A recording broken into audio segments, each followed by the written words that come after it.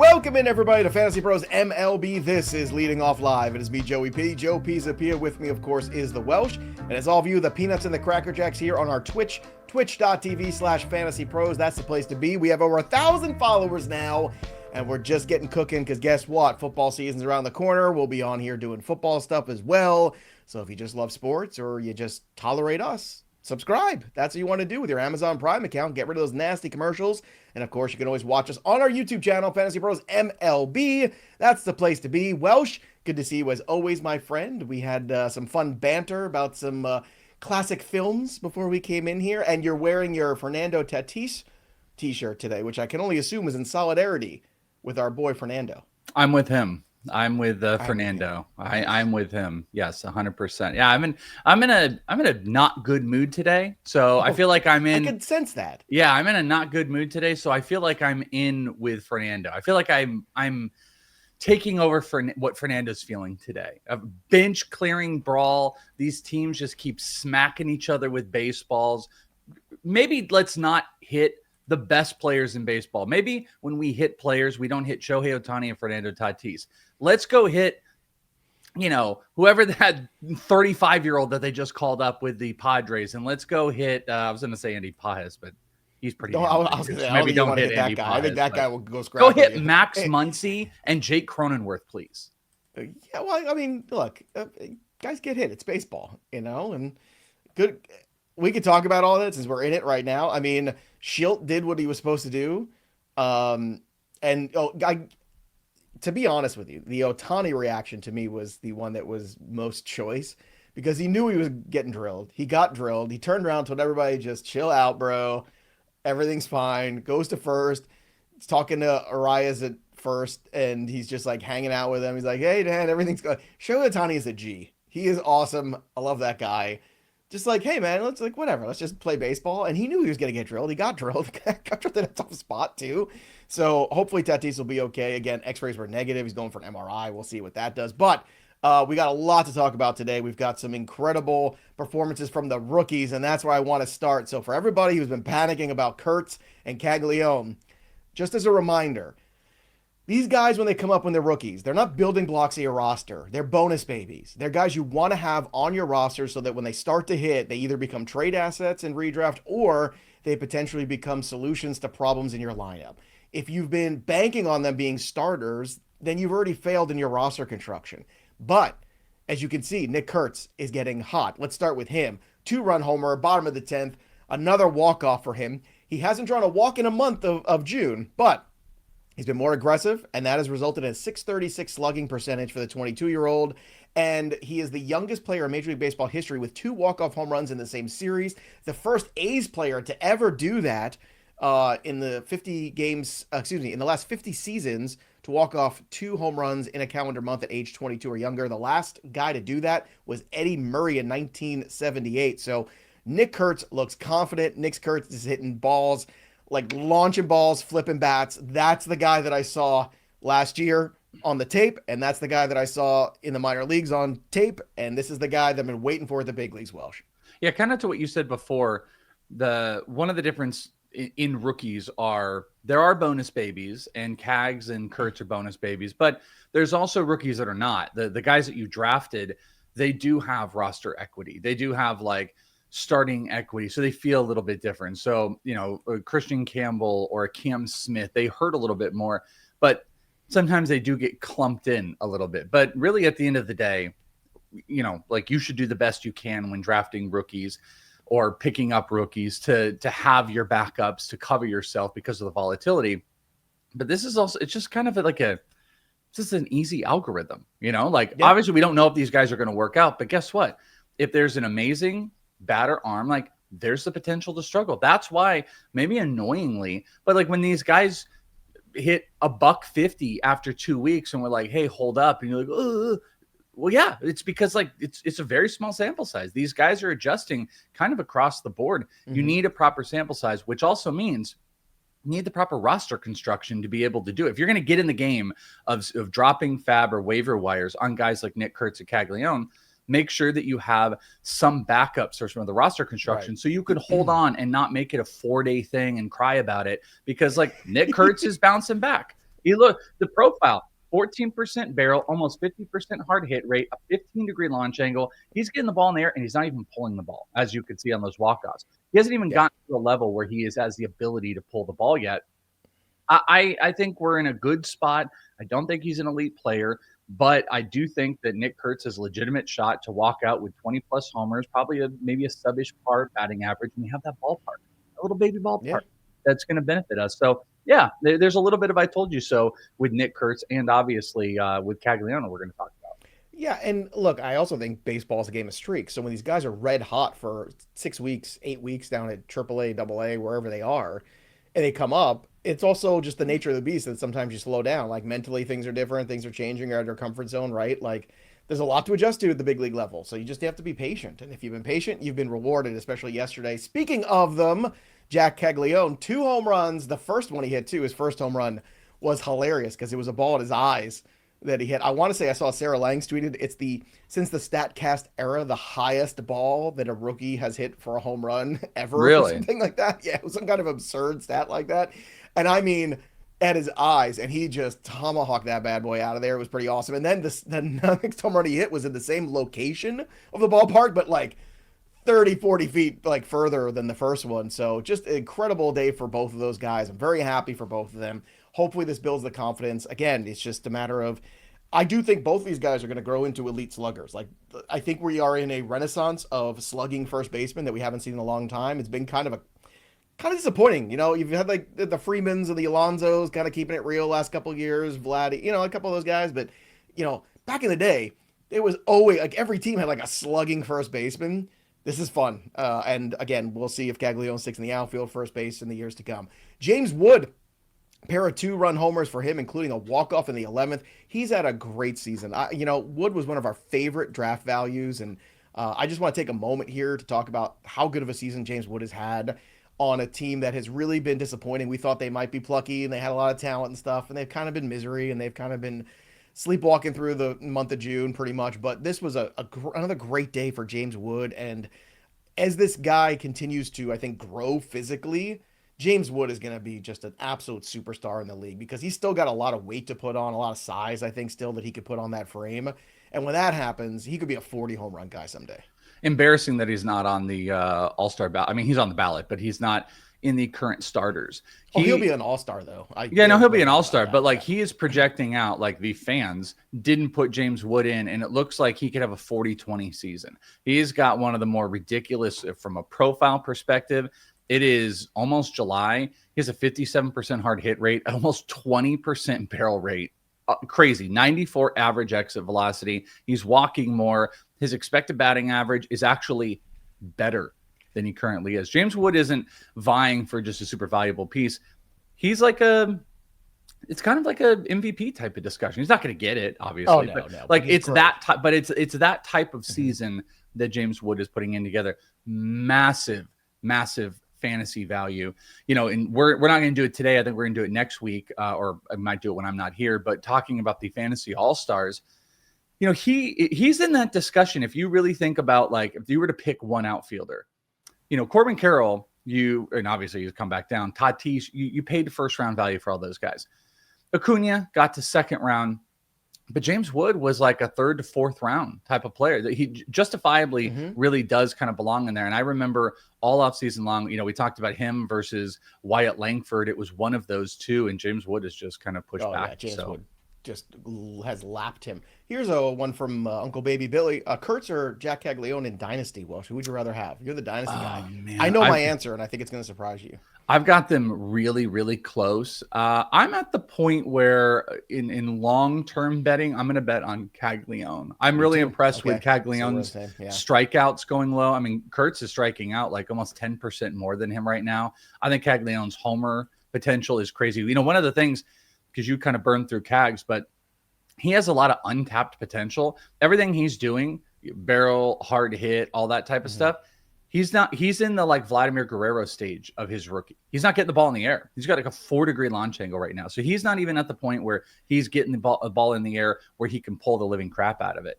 And once he does start doing that, it's going to be like next level. You can see it just flick of the wrist, looks like, what is the What's the people with the wood?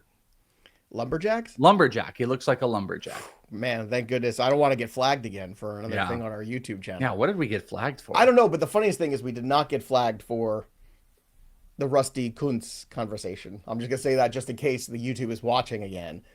Here's one from Finner, do drop Soderstrom for Kurtz in a 10-man points league. 100%. Yes, 100%. Yeah, 10 man, it's like, what have you done for me You want lately? the upside guy. You could always, if it doesn't work out in 2 weeks, you flip it around again. But yeah, by the way, what's Yeah, the people with the you win? have to be able to decipher me sometimes. Like I can't. Sometimes the thing isn't there. So yes, the guy with Sometimes the wood. the thing is not there. Joe knows. Joe can true. speak Welsh. Joe knows how to. I do. I decipher. am fluent in Welsh, but I also know well enough sometimes where I like to let you wallow in your Welshness, because if I do, I know I'm going to get a Welshism that's going to be a gem, because your brain's going to eventually go to two different places and try to put something together, and it's going to be fantastic. More on that to come on the show. By the way, speaking of our friend Rusty Kuntz, did you know he played on the '84 Tigers? I just want to remind I you. didn't. I saw somebody. Which is where Cecil Fielder also played, and we're giving away the Cecil Fielder jersey still. So drop your comments below, subscribe to the YouTube channel, and you might win it. Again, that's all you have to do. Autographed by Cecil Fielder from pristineauction.com.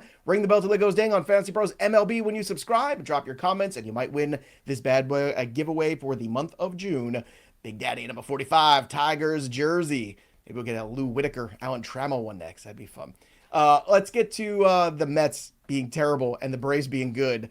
And I bet the Braves to make the playoffs at plus 250, and now it's under 200 currently. Just Great putting that bet. out there. Yeah, I'm just saying. Spencer Strider was terrific. I watched him yesterday. 1 run, 6 innings, 8 strikeouts. The Mets pitchers walked 9 guys or something by the 5th inning. It was ridiculous. So Strider was topping out at 98.4. His average fastball was at 96. So again, I feel like we've turned the corner here. And for everybody that was impatient and made bad decisions and traded Spencer Strider to me, as some people did, it looks like that corner has been turned and Strider's officially back. And so are the Braves as well. I just want to say, Welsh, they've got a big series coming up against the Mets next week, against the Phillies as well coming up soon. They handled their business. They are right back in this bad boy. Yeah, well, and I don't know if you saw the rumor too, moving it to the Mets just for a second, but remember I had mentioned like you probably want to get some rotation help, and you were like, but their pitchers are so great. They're not now. All the pitchers are falling apart. They need depth, and that the Mets are now potentially going to be looking in the pitching market to get some more depth, because that's the thing that's going to kind of hold you tight. And the Braves, they got the hot streak right now. Even though Albies and Michael Harris aren't doing anything for them, Acuna has stepped up. The pitchers, Schwellenbach has found that rhythm. Chris Sale looks like a Cy Young winner, and Spencer Strider is like at least 90 to 95% back. You know, I mean, like we've seen some better ERAs, I think, from Strider. I guess it was 3.86 in 2023. But yeah, the K numbers are back. The walk numbers are, I mean, everything's stabilizing. I guess that's a better way to say it. Like he is stabilizing, which is a positive. And the Mets pitching was always pitching over their head, so we knew it was going to come back down to earth. But the injuries have hurt too. So health has been an issue. I'll tell you what, the way we're going to talk about Edward Cabrera in a second too. Cabrera is really building up his trade value also from the Marlins. So Cabrera, Alcantara, If they those decide guys are going to to be out there. We'll keep an eye on that. Also, we've been keeping an eye. We mentioned this, I don't know, it was a Monday or Tuesday show. It was earlier in the week. Orion Kerkering got another save against the Marlins. So Welsh, we said to speculate. If you speculated and you added him for nothing, it's feeling like by the time the end of the weekend rolls around, it might cost you a couple bucks to add this guy for saves. Yeah, probably. And, you know, they kind of kept going back. That's the thing. I kind of felt like they might not keep going back, but that's why you speculate, because if something turns in that direction, and if it's worked, if it's broke, if it ain't broke, they ain't going to fix it. I know that's not exactly the same, but that's, you know what I'm saying. If it ain't broke, don't fix it. Sure. Pete Crow-Armstrong, 2-run homer for him. He's the first guy to the 2020 club this season, so good on him. Fun fact, though, about him. I was doing some research for the Sunday TV show on Sports Grid. You should watch me over there. Sundays 8 to 10 on your streaming services on Sports Grid. It's the only place you can find a 2-hour fantasy baseball show. That's for damn sure. But fun fact about him. Despite the 2020 and all the success that he's had, I did some digging because we talk about Splitsville. His splits versus right-handed pitching, hitting 304 with a 958 OPS. Awesome. Versus lefties this year, 185 batting average, a 634 OPS. I continue to be blown away by the success of Pete Crow-Armstrong. I like him. He's fun to watch. He's my kind of player. He's very exciting. He's very into it. Like you love Pete Crow-Armstrong if you love baseball. But I'm still super concerned about this pace. And I know he's already basically returned his draft stock. Like he's giving you 2020 already, so it doesn't matter. So you're not going to trade him. But it's one of those things where I keep looking at it. I'm going, when is the shoe going to drop? When's the shoe going to drop? Because I feel like it's inevitable.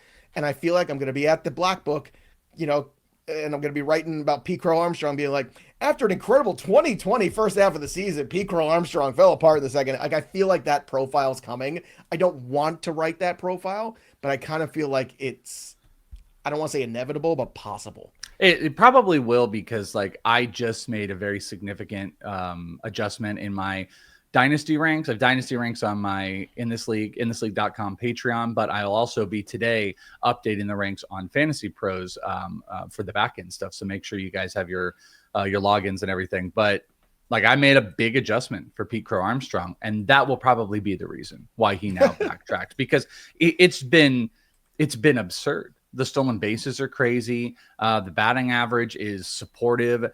Just profile stuff, the profile stuff that I'm going to look at to be like, oh, can this guy continue being a slugger? It's there. He's making tons and tons of contact. He's 7% increase in his zone contact. But yeah, he does have, there's some splits in there that kind of worry you a little bit. So I think he comes back down to earth. I've always been open in redraft to, at this point, because the most interesting point you made is that he may have already returned your whole season value in the first half. It's over. So like 2020, come on. What more do you want from the guy? If you think there's like a thing or two that, maybe he ticks down, but you could get first round return value, which by the way, that is Pete Crow-Armstrong's like return value. His trade value right now is first round. So you should get nothing less than what a first rounder would get. Then I think I'm open to it. You can make your team better. But the problem is like, if he doesn't come back down to earth and he continues to destroy righties and improves against lefties, he might end up being a 40-40 guy this year. So I don't know. It's really tough to say, but because I am backing him more in dynasty, he should probably fail. Well, the shortly. Dynasty keeper situation is totally different. Like if you could flip him for Fernando Tatis or something absurd, like you do that. You if there's a proven asset that somebody wants to give you for Pete Crow-Armstrong that's having a down year, I would take it in a second. But in redraft, you're just holding because everything else is bonus now. 2020, that's great. Who dat cheered some 100 here. Would you trade away Michael Garcia, Roman Anthony, and a next year third-round pick for Chris Sale, Manny Machado, an 11th-round pick, 12-team head-to-head category league? If I'm trying to win this year, I want Chris Sale, so I'm good with this. This is a win-now trade. It's clearly a win-now trade. I don't know. Roman Anthony is like a top 50 dynasty asset right now. Chris Sale's a million years old. Manny Machado is about to be 34. If I did it, I'm not trading a third rounder too. I honestly, like, I know you have to have like extra little pieces. I don't know, man. I don't want to do that one. But if your ultimate win now, those are fantastic win now pieces. Get that pick up, swap those picks. The Roman Anthony gives a 10th rounder, 11th rounder, and then you get a third rounder back or something like that. Roman Anthony, he hasn't clicked, but from a dynasty perspective, most dynasty leagues, you're not getting a caliber of player of Roman Anthony for a couple 34-year-olds or 36 or 37-year-olds. So that's a weird trade. I tend to say not, but it clearly makes your team better. No doubt about it. All right. Now, yesterday, we did a little bit of math. Oh, by the way, BD says there's some extra stuff there. Well, if you wouldn't keep, okay, that makes it different right there. Then. Yeah. If you're not going to keep Roman Anthony, then yeah, sure, go ahead. Okay, there you go. Let's remind everybody yesterday's show in case you missed it. We were talking about some of the math of Paul Skenes potentially getting more wins and how the lack of wins could hurt him. Well, yesterday was another Paul Skenes-esque performance. Another no decision against the Tigers. 9 strikeouts, 6 earnings, 2-run baseball here. But he did walk 5 guys. That I do want to tell you. So that was not great. I told you 30% of the time he needed 33.5% of his starts. Well, I don't want to be able to win. Live. We interviewed Welsh before the show to give you the full math because I know you struggle with it. So let's take a look at that right now. You know, they say all men are created equal, but you look at me and you look at Small Joe, and you can see that statement is not true. See, normally if you go one-on-one with another wrestler, you got a 50-50 chance of winning. But I'm a genetic freak, and I'm not normal. So you got a 25% at best at beating me. And then you add Kurt Angle to the mix, your chances of winning drastically go down. See, the 3-way at sacrifice You got a 33 and a third chance of winning. But I got a 66 and 2/3 chance of winning because Kurt Angle knows he can't beat me and he's not even going to try. So Samoa Joe, you take your 33 and a third chance minus my 25% chance and you got an 8 and a third chance of winning at sacrifice. But then you take my 75% chance of winning if we used to go one-on-one and then add 66 and 2/3%. I got 141 and 2/3 chance of winning at sacrifice. See, Joe, the numbers don't lie, and they spell disaster for you at sacrifice. Makes sense. You know what? Forget Steiner math. It's all about the Welsh math. And now it makes perfect sense. Thank you for clearing that up. It makes sense, little Joe. Yeah. Yeah, that was oh, goodness gracious. God bless Scott Steiner. All right, let's go for some transactions here. Emmet Sheehan got sent down to AAA. People are freaking out. I just think it's procedural right now, so I wouldn't freak out. Well, should people freak out about Emmet Sheehan being sent down? I mean, I don't think you should freak out about Emmet Sheehan, but yeah, I mean, I didn't even get into the reading if it was 100% procedural. I imagine he'll be back soon, but not what anybody wanted when they were like banking on Emmet Sheehan's going to save my rotation or whatever. Yeah, no. Jeff Passan reported yesterday that the Red Sox demoted Kristian Campbell. So the slash for the month of May was 159, 243. 222, that'll get you sent down. Look, they made an investment in Kristian Campbell. He'll be back. Great time to buy on him in Dynasty, I would think, right? Yeah, very, very good time. Very, very good time. Yeah. Probably pushed way outside like a top 100. I mean, still young and everything like that, but you know, positional changes, the league adjusted to him.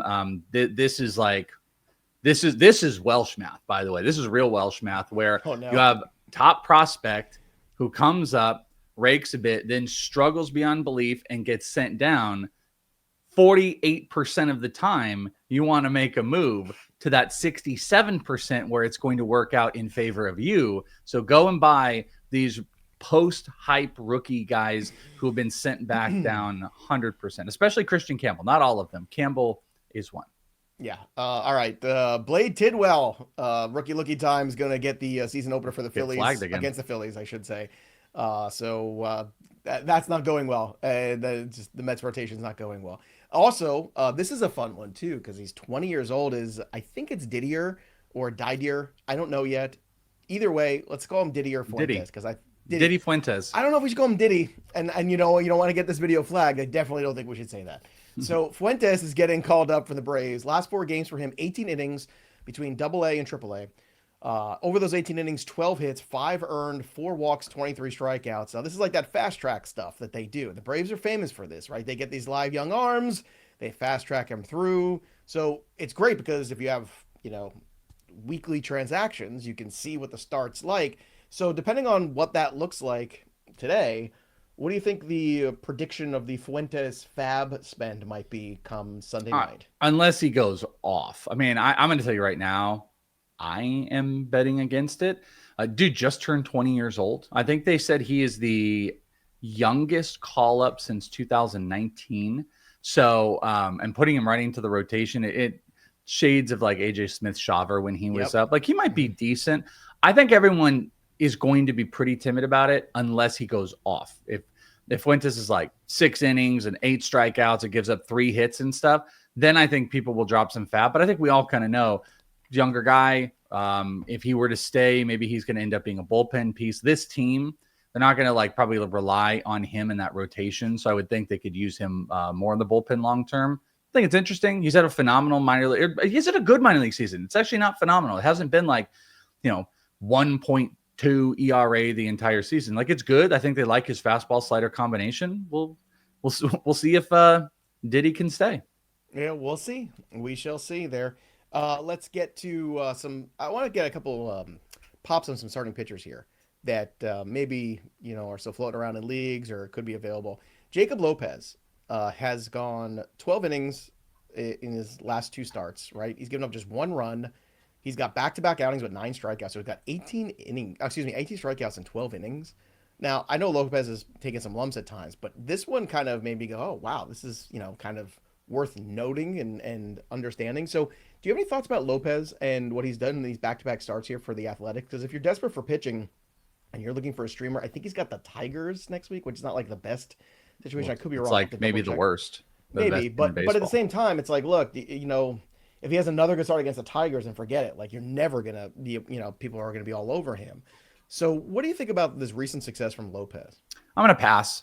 It is interesting. It's been a nice little run, but you're talking about like this is a average 90-mile-an-hour fastball guy. His slider is a real slow, sweepy slider. It has a 30% whiff rate, but his forcing fastball has a 31% whiff rate. That's not going to continue.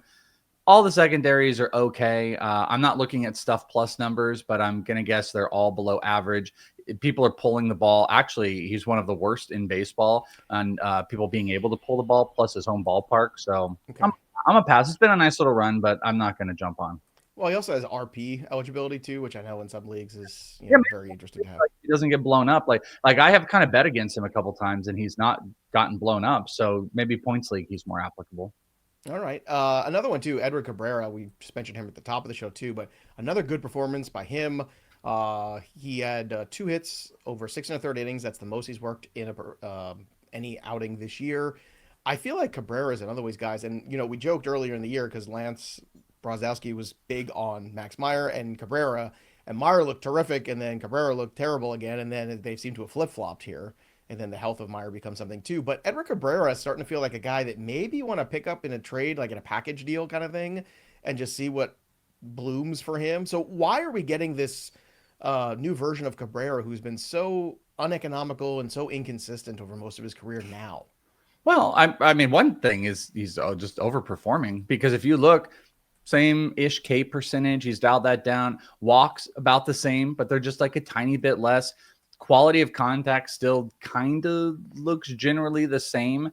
The secondaries have induced some pretty big whiff numbers. Last year, curveball was a 39% whiff rate. It's 41% this year, and he's thrown his slider more. So that must be the big key, because he threw his slider about 8% of the time last year. He's thrown it 15% of the time, and that is an over 40% whiff rate pitch as well. So he is primary changeup. Oh, and I guess the other thing I didn't even notice was he's moved from a fastball to a sinker, to just a heavy sinker. So he's killed the RPMs on it a little bit. That's probably, seeing eye change, and then he's dropping the slider in more. So that pitch arsenal change has made him just a little bit more dominant. And if he stays with the Marlins, he's kind of whatever value. I think he's a tough guy to trade over Sandy. But if he were to be traded, it's kind of, we're back to that. Like someone was asking us about Mitch Keller. They were just like, what am I missing about Mitch Keller? And we're like, well, listen, he's got quality. We've talked about it. Got quality starts of the yin yang. I mean, what do you want? Like quality start. He's going 6 innings.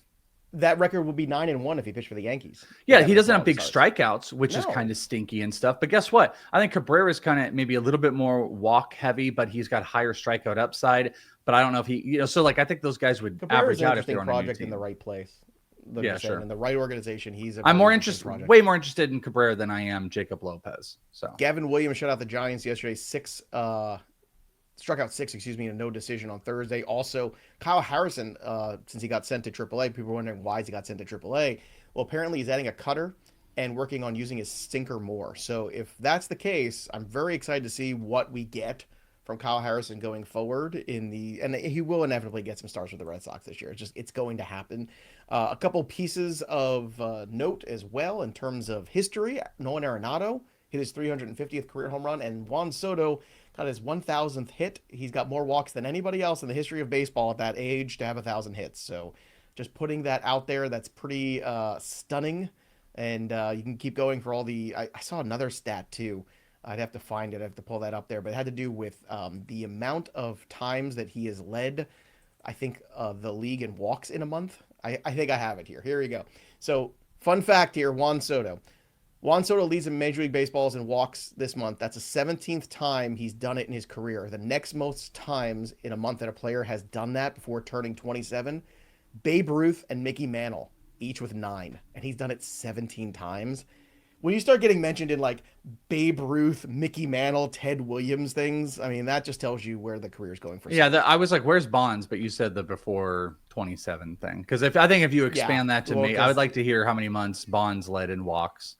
Well, go take it up with the stat hits. 36 months. I'm just here to report the stats. All right, 3 up and 3 down here. Xander Bogaerts 4 for 4 with a homer. 5-3 win there for the Padres over the Dodgers. They hung on too. That was the weirdest part too about all that was you had the situation where Ohtani gets hit in a very precarious ninth inning too, which I was like, oh, do you really want to do this now? Is this the time we want to do this? Like, you really want to give up this game just for the integrity? They got out of it, but still, definitely one of those weirder ones.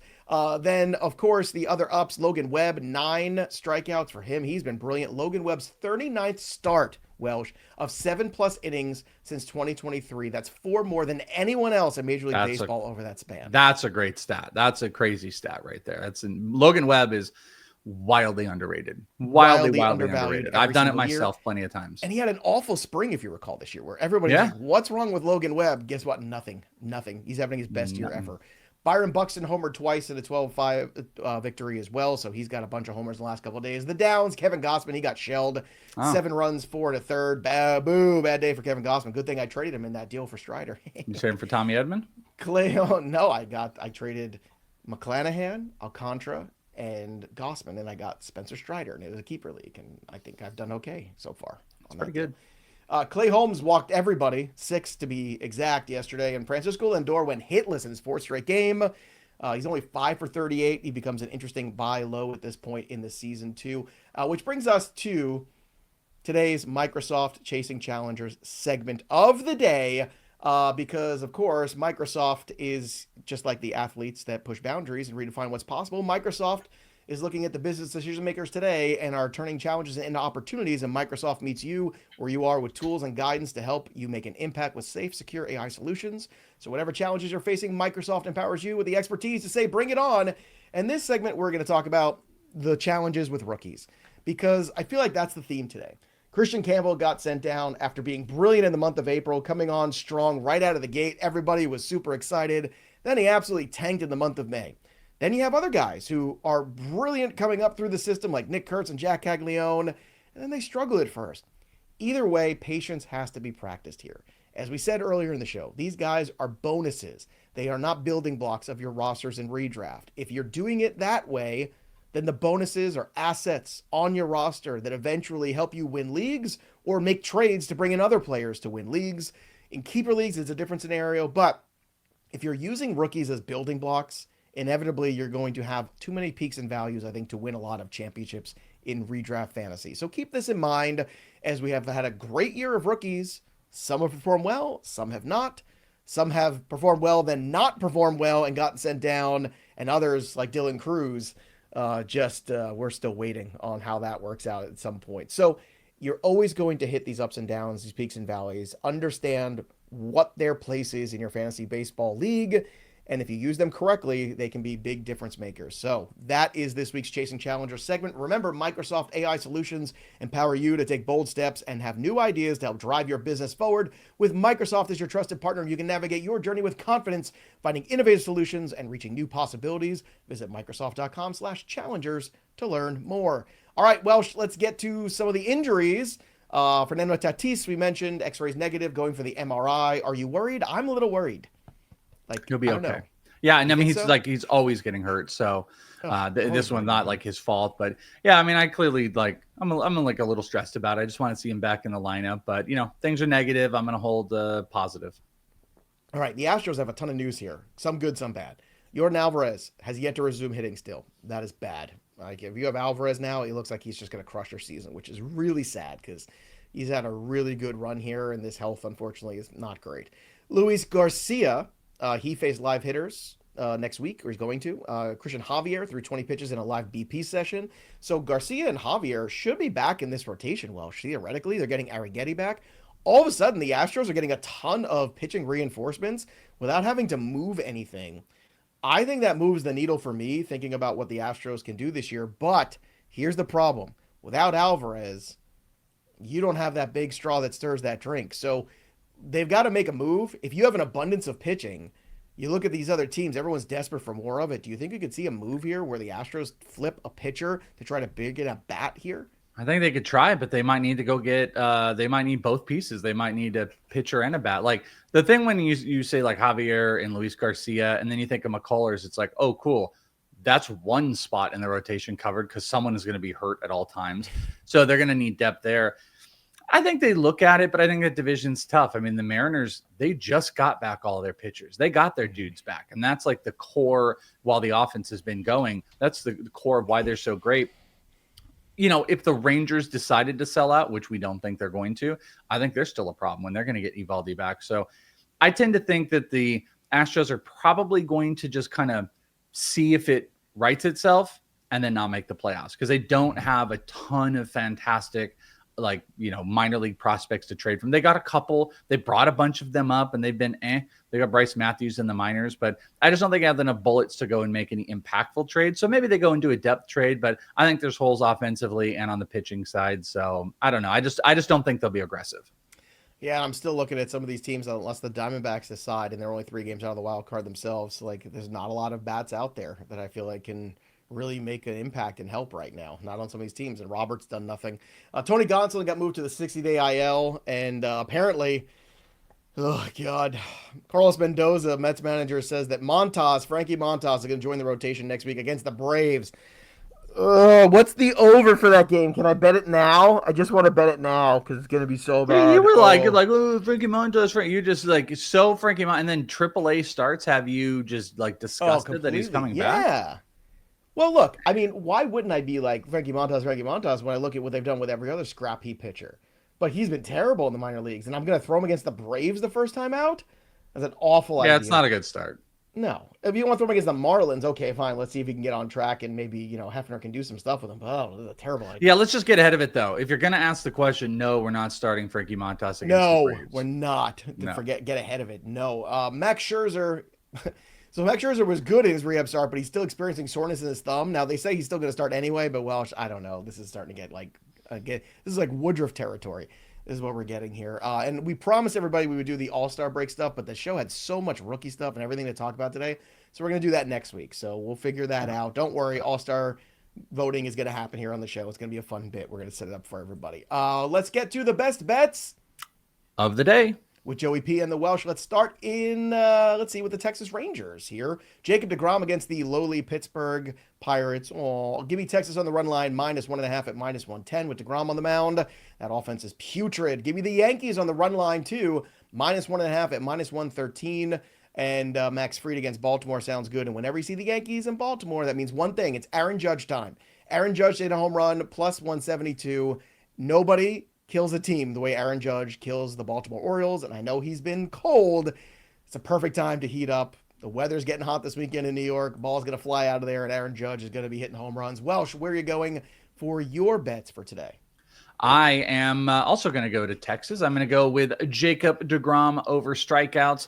6.5. It's almost even money, which I really like that number. Again, I guess if I can ever pick on the Pirates, I'm just going to do it. deGrom has had, this is one of those where it's like he strikes out 2 or he strikes out 9. Like he just lives in that territory. So Pirates, a really good matchup, -105. I mentioned with our boy, the not in jail Didier Fuentes, he's on the mound, Atlanta and Miami, isn't it? Right? Yeah. The Florida threw me off seeing FL. I don't know why. But Atlanta and Miami, I'm going to go with the overruns. They've got Jason Junk up there and Fuentes. So I love the overruns. It's kind of weird, isn't it? Diddy's first start is against Junk. Well, and Acuna is going to get that Junk out of there as well. So I'm going to go with the over total runs on that. And then Milwaukee, Minnesota, no run first inning. Mizorowski and Joe Ryan. Mizorowski was hitless in that first start. So I'm going to go Mizorowski, Joe Ryan, hold it down, no run first inning. That one's a little bit more juiced up, but there you go, my friends. That is what I have for my bets. Boom. All right. Make sure you place your bets using FanDuel. Go to fantasypros.com/leading off. Bet $5, get 250 in bonus bets if that bet hits. Only on FanDuel. Again, at fantasypros.com/leading off. Download the Betting Pros app for free. And of course, use the tools there, including the prop bet cheat sheet that's available right now. And you get the 7 free days of premium when you use that promo code leading off. So download it right now, and then go use the prop bet cheat sheet as well. So let's get to the home run board, see what it looks like after yesterday. George still at the top. Wonky's at 23. 21 still the number to get on the board. I am now 3 away from that. But I'll never get on. I'll never be. I'm going Aaron Judge for the weekend against the Orioles, so I'm going to be there. I'll see you on that board on Monday. boys and girls, I can get 3 home runs from Aaron Judge. I'd get 3 tonight against the Orioles. It's possible. Sammy Sosa jersey up for grabs. Welsh, where are you going for your home run call this weekend? Your annoying optimism, like, oh, I'm gonna get there. I'll never get there. I refuse to lose, baby. I gotta get there before I just want to be on there one time before I leave the show this year. Well, I'm going Ronald Acuna. He's taking junk out of the stadium today. So Ronald Acuna, I need I don't know, 2. I'm at 19, so I need 3 to even get on the board. I just don't think it's gonna happen. Time is not on our side. Cold. Ice cold on the home run. I've called 2 homers, I think, in the last month, and it was one guy on one day. So ice cold. Ronald Acuna. The Acuna call. I think that's a good one. He's been get some junk out of here. Red hot, by the way. All right, that'll do it for us. But the story of the game goes on. For the Welsh, I'm Joey P. We'll see you next time, kids. Have a great weekend. Can't wait for that Didier start. Looking forward. And Mizorowski day 2. Lots of good stuff today. The Miz. He's awesome. What pitcher could be Big Papa Pump? Strider.